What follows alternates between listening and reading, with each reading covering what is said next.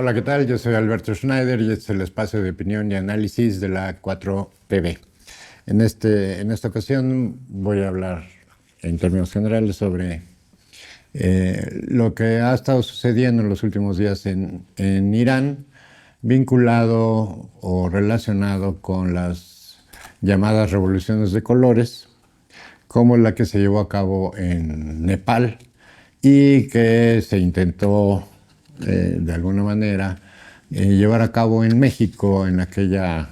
propuesta de la protesta de la supuesta generación Z.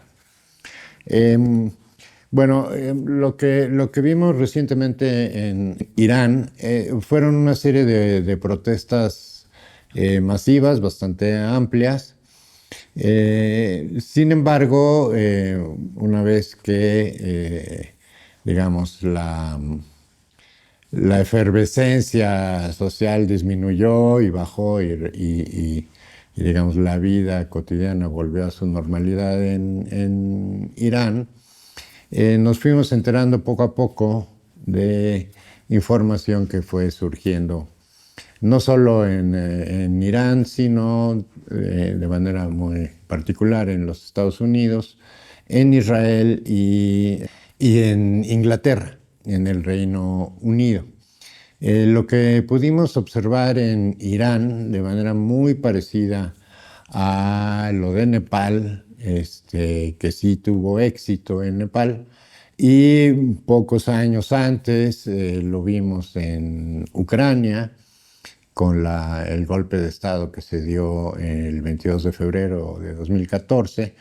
Y lo mismo vimos en 2008 en Georgia, ¿no?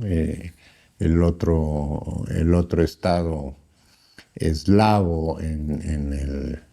la parte oriental de Europa, ¿no? Uno de los estados que tiene ribera, que tiene litoral en el Mar Negro. Y vimos cómo en Irán, digamos, se repitió este modelo que viene de muchos años, se ha ido afinando a lo largo de los años por las organizaciones sociales afiliadas a la CIA, a través de sus financiamientos como el USAID, la National Endowment for Democracy, Open Society, Heritage Foundation y una gran cantidad de organismos, algunos directamente vinculados con el Departamento de Estado de los Estados Unidos y otros son como subsidiarias de algunas de estas organizaciones como USAID o la NED. Tenemos en contexto digamos, la guerra que duró 12 días entre Israel e Irán, en la cual finalmente, a partir de los ataques realizados por Israel, ataques quirúrgicos, en contra de personalidades muy relevantes del poder, tanto político como militar en Irán, y la respuesta iraní a los bombardeos por parte de Israel, que fueron devastadores para Israel. Obviamente Israel y los grandes medios de comunicación occidentales ocultaron la información respecto a los verdaderos daños causados por Irán en Israel y particularmente en la capital, en Jaffa, lo que hoy se llama Tel Aviv, luego de la ocupación ilegal israelí de Palestina. En esa guerra de 12 días,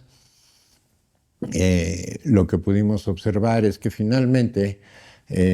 a través de una estrategia muy inteligente de Irán, utilizando, digamos, uno de sus grandes poderíos militares, si bien Irán no cuenta con una fuerza aérea poderosa, ni mucho menos naval, sí tiene un gran poder en términos de misiles. Irán es uno de los países que ha desarrollado con mayor éxito la tecnología de misiles balísticos para usos militares. Lo que hizo Irán fue una estrategia mediante la cual desgastó las defensas aéreas de Israel y una vez, digamos, mermadas esta capacidad defensiva de Israel, el famoso domo de acero, ya con misiles de muy alto poder, tanto en su trayectoria, en su traslado, como la capacidad destructiva que tienen las ojivas que portan. Fueron destruidas instalaciones muy relevantes en Israel, entre otras las oficinas centrales del Mossad, el centro Wiesenthal, que es uno de los centros de investigación y desarrollo de tecnología militar más avanzados de Israel, y así otros centros y otras locaciones muy importantes para la estructura militar del Estado israelí. Esto prácticamente se ocultó en la prensa, en los medios, y solamente fue difundido por algunas imágenes tanto de ciudadanos israelíes como de la inteligencia iraní, que dio a conocer videos justamente obtenidos desde sus propios misiles y de algunas otras fuentes, como decía, tanto de los Estados Unidos como del Reino Unido, que finalmente pudieron documentar algunos de los daños muy graves que nunca en la historia israelí había sufrido, ni en las diferentes guerras contra los estados vecinos, la guerra de los 6 días, en fin, nunca Israel había tenido tales daños en su propio territorio. Israel prácticamente, salvo los pequeños misiles que lanzó Hamas cuando el 7 de octubre y algunos otros desde Hezbollah, desde el Líbano, realmente Israel no había sufrido un ataque tan destructivo como el que realizó Irán recientemente en la guerra de los 12 días. Frente a esto y ante la imposibilidad de derrotar o de destruir al gobierno iraní, tanto Estados Unidos como el Reino Unido y el Mossad israelí echaron a andar una operación que venían trabajando de acuerdo con algunas fuentes de inteligencia norteamericana desde hace más de 20 años. Han venido trabajando estos 3 organismos, organizaciones de la inteligencia occidental, quizás las más importantes, y que yo les llamo la triada terrorista más importante del mundo. Tenían, de acuerdo con información en sectores de inteligencia norteamericanos, esas operaciones que venían realizándose aproximadamente desde hace 20 años. ¿Y de qué manera? Infiltrando personas, ya sea agentes, directamente agentes de inteligencia y contrainteligencia, israelíes, norteamericanos e ingleses sobre todo, pero también lo que en la jerga de las áreas de inteligencia se llaman los assets, los activos, que no son propiamente un agente entrenado para realizar operaciones encubiertas, espionaje, intercepción de llamadas telefónicas, ese tipo de cosas, sino son ciudadanos comunes y corrientes que de alguna manera pueden tener acceso en un momento dado a ciertas áreas sensibles del gobierno, de las milicias, de las policías, de las fuerzas del orden, o bien, por ejemplo, en la academia o los medios de comunicación. De esta manera, digamos, todo este aparato sirve, digamos, para dictar líneas políticas, desarrollar, digamos, estrategias de comunicación y propaganda adecuadas en algún momento dado, en algún momento determinado, y eventualmente participar en eventos como los que vimos en días pasados en Irán, estas protestas que tenían como finalidad supuestamente derrocar al gobierno de Irán, del ayatollah Khamenei. Finalmente, a pesar de la violencia ejercida por estos grupos organizados, ¿no? Finalmente no tuvieron éxito, a diferencia de lo que sucedió en Nepal. Y rápidamente recordemos, en Nepal se desatan una serie de protestas populares, supuestamente espontáneas, supuestamente desorganizadas, ¿no? Por grupos que actúan por sí mismos. Sin embargo, también pudimos conocer ya a posteriori cómo es que se organizó estas protestas en Nepal. Principalmente el foco de organización en Nepal fue una organización de la sociedad civil creada en Occidente, pero que opera en Nepal desde hace varios años. Originalmente inició, o una de sus actividades más relevantes y por la cual, digamos, obtuvo cierto prestigio social, ¿no? Cierto, pues sí, digamos, prestigio social, fue luego de los terremotos que asolaron Nepal hace un par de años. Ahí de pronto aparece esta organización que se llama Jami Nepal y colabora en las actividades de rescate de damnificados y sobre todo posteriormente para la donación de alimentos, de ropa, de enseres para las personas víctimas que perdieron sus casas, que perdieron sus bienes.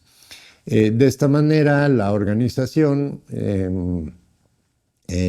digamos, adquiere este prestigio, esta relevancia, el respeto de la gente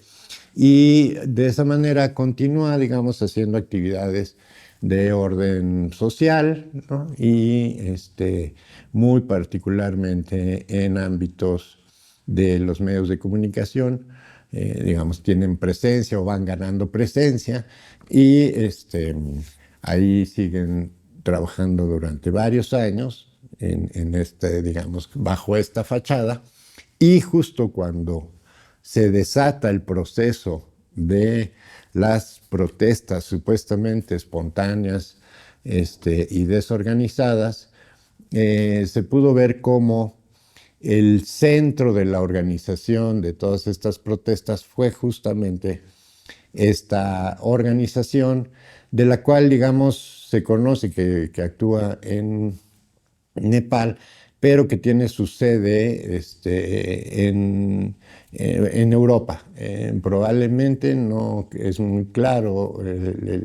en dónde tiene exactamente la sede, pero parece ser que es en Bélgica.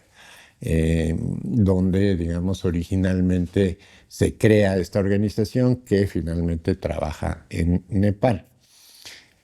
Y en Nepal se da, como ya lo comenté aquí en otra colaboración, una situación verdaderamente extravagante.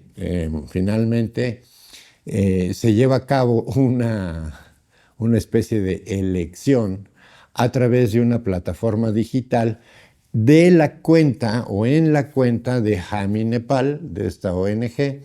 y ahí es donde se vota. Además, se sabe que una gran proporción de los seguidores de esa cuenta no son nepaleses, sino personas de cualquier lugar del mundo que pueden pues, simplemente acceder a la cuenta y suscribirse en la cuenta de Jami Nepal en Discord. Y es ahí donde se lleva a cabo la elección y eligen a quien es hoy la primera ministra de Nepal. Obviamente, para que esto, digamos, tenga efectos y pueda llevarse a cabo, pues no bastaba simplemente con la dimisión del primer ministro en ese momento, el de apellido Sharma, sino se requería, digamos, una fuerza lo suficientemente poderosa como para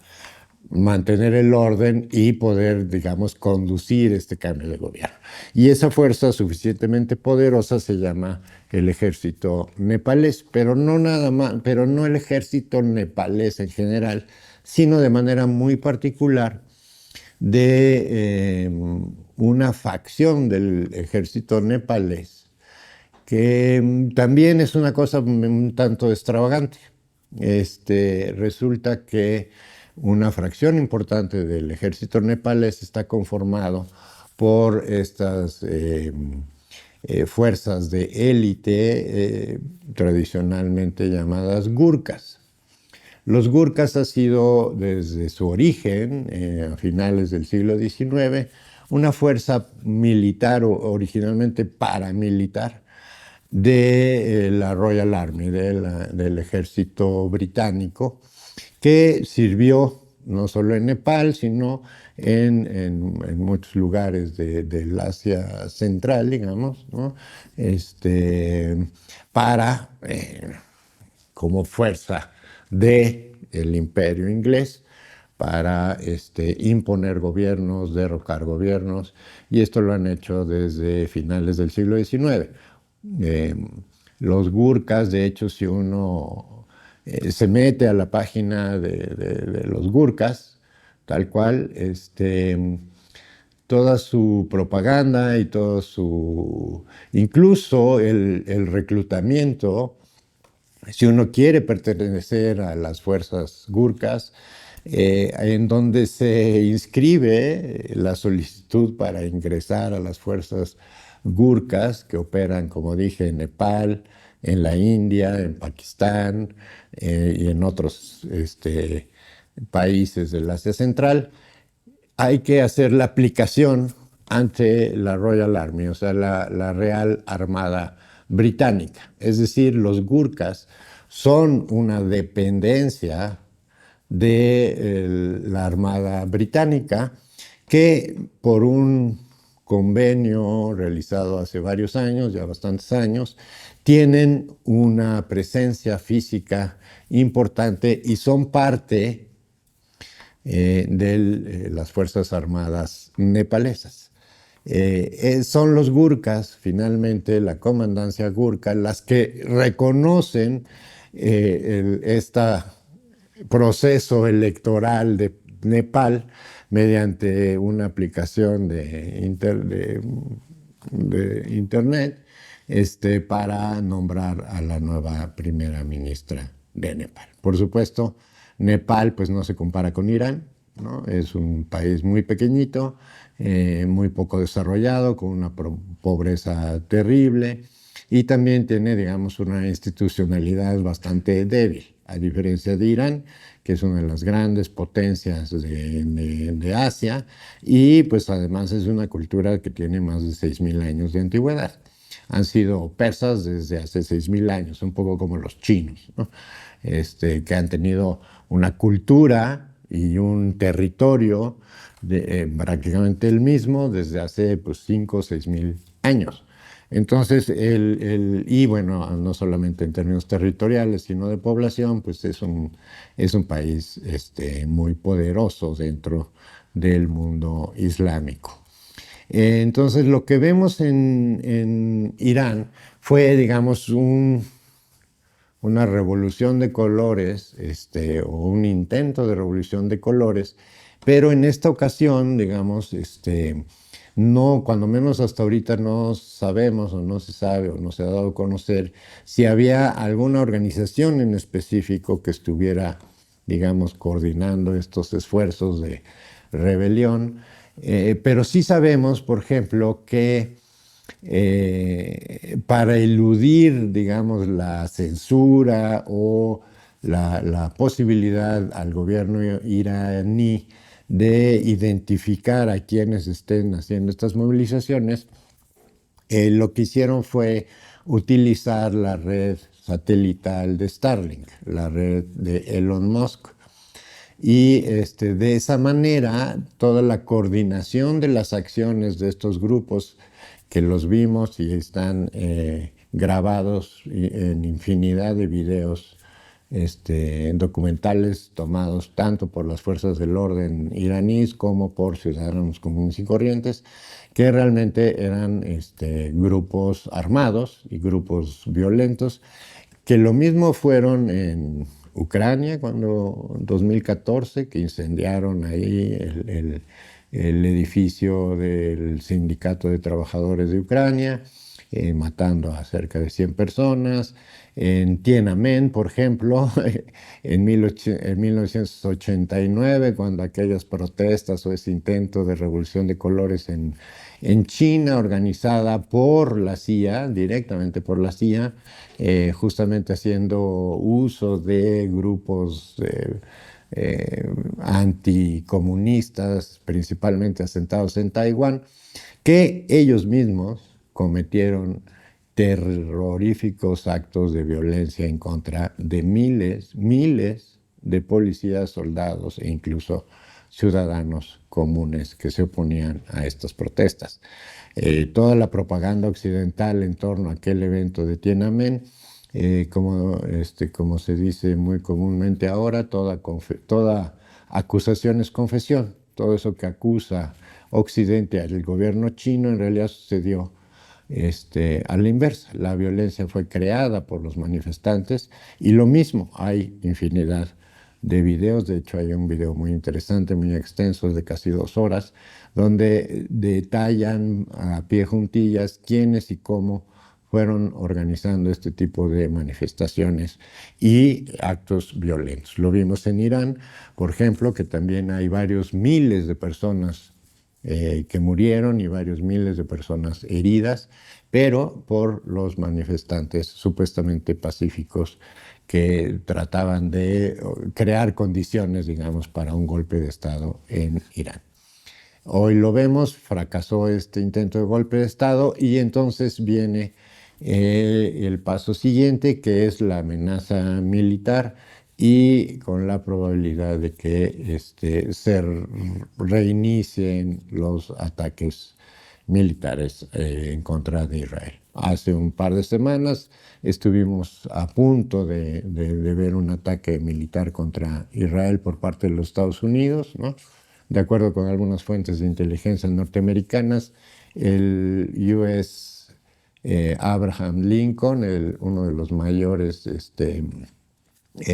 portaaviones de la Fuerza Naval de los Estados Unidos, que está frente a las costas de Irán, estaba, digamos, listo para iniciar ataques. Hay una versión que dice que fue el propio Netanyahu que le pidió a Donald Trump que no iniciara los ataques porque la represalia iraní contra Israel iba a ser demasiado devastadora y es algo que Israel no podía permitirse. Entonces lo que viene en Irán muy probablemente va a ser, lo vamos a ver casi con toda seguridad y espero equivocarme,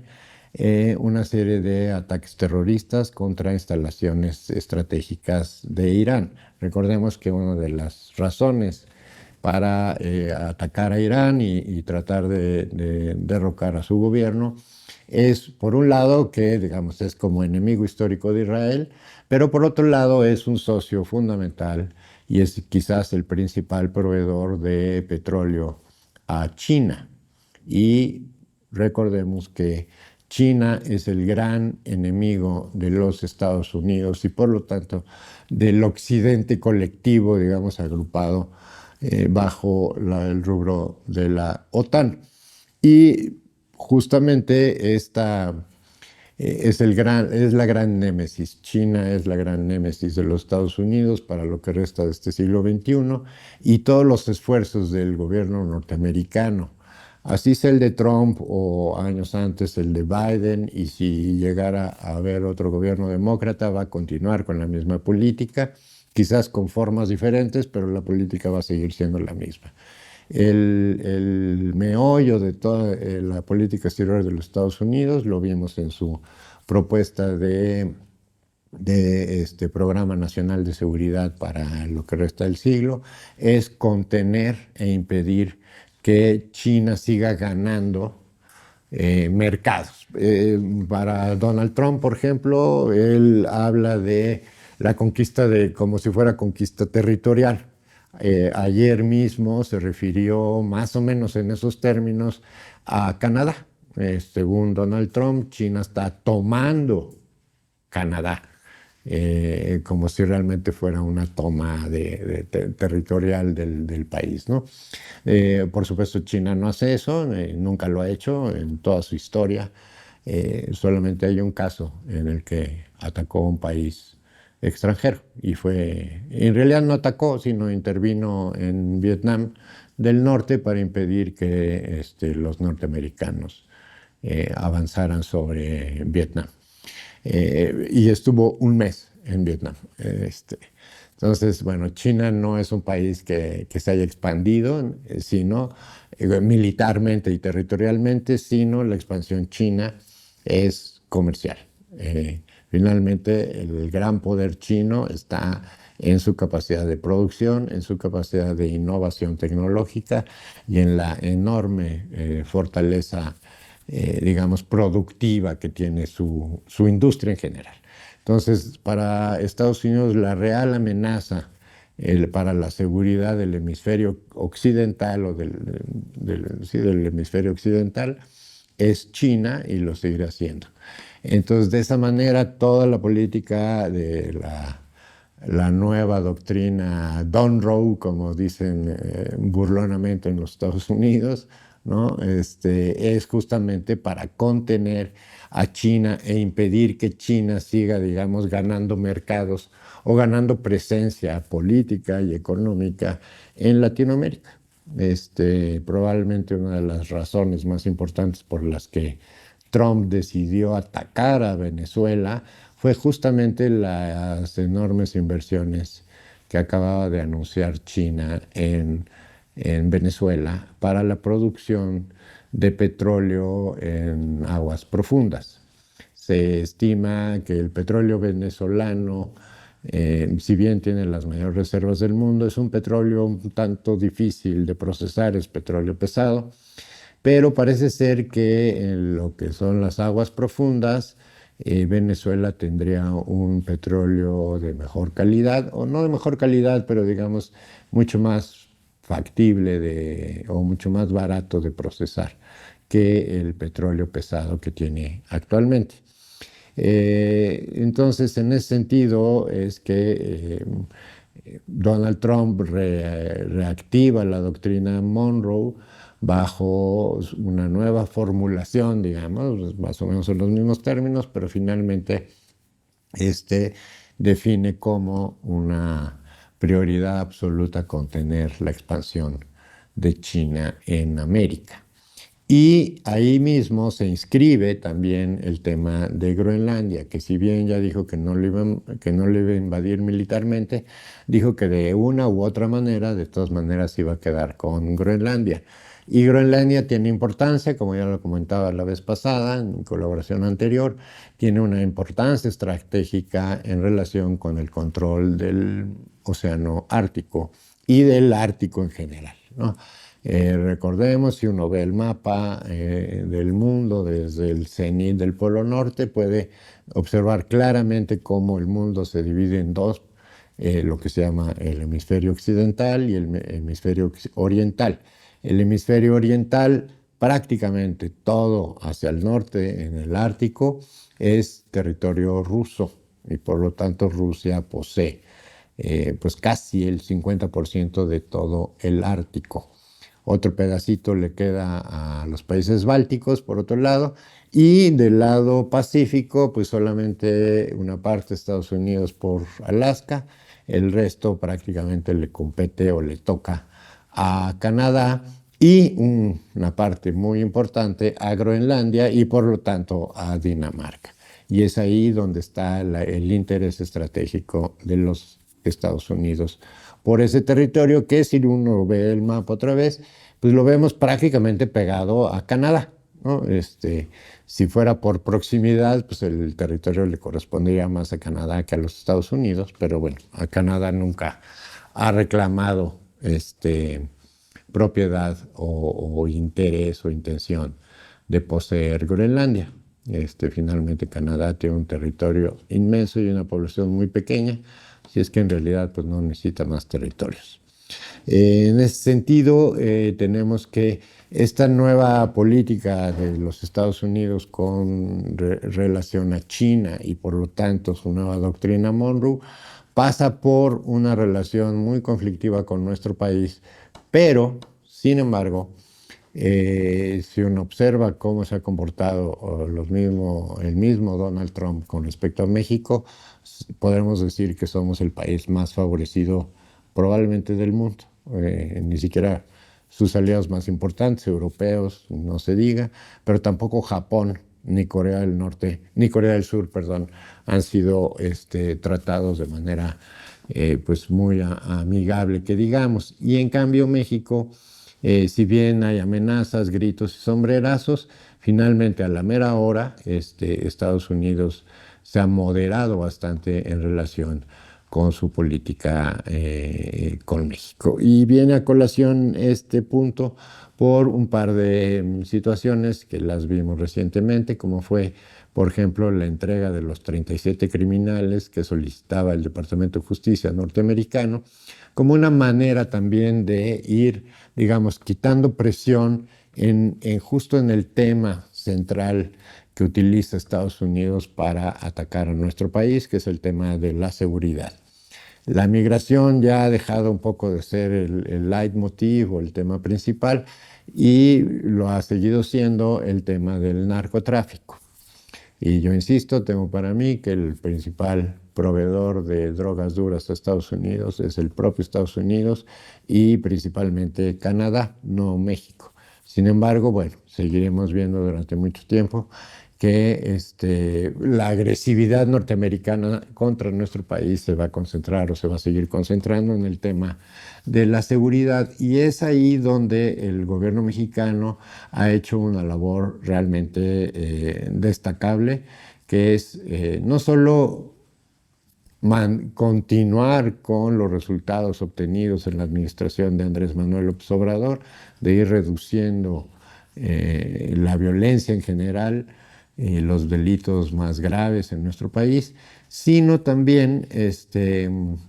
realizar acciones muy específicas en favor, digamos, de quitarle presión a esta relación en materia de seguridad con los Estados Unidos. Mientras nuestro país siga reduciendo, por ejemplo, la cantidad de drogas, sobre todo drogas duras, que pasan a los Estados Unidos, mientras en México se sigan impulsando los programas de acogida a migrantes, de otorgarles CURP, de otorgarles el derecho al trabajo, el derecho a la educación, el derecho incluso a la salud, seguirá reduciéndose la cantidad de migrantes que pretenden cruzar la frontera hacia los Estados Unidos, como lo hemos visto, ¿no? Y por lo tanto, bueno, en estas acciones, sobre todo en materia de seguridad, ¿no? La disminución de la cantidad de drogas que están pasando al otro lado de la frontera, abonan, digamos, o cuando menos desarman, en cierto modo, a las autoridades norteamericanas que están en permanente diálogo y negociación con nuestro país. Por eso vemos que llega una visita de Marco Rubio, o en este caso de Kash Patel, el director del FBI, y se regresan pues muy contentos, la verdad, porque en términos muy concretos, más allá del discurso alarmista de Trump, los resultados que está obteniendo nuestro país en materia de seguridad son realmente dignos de tomarse en cuenta, y Estados Unidos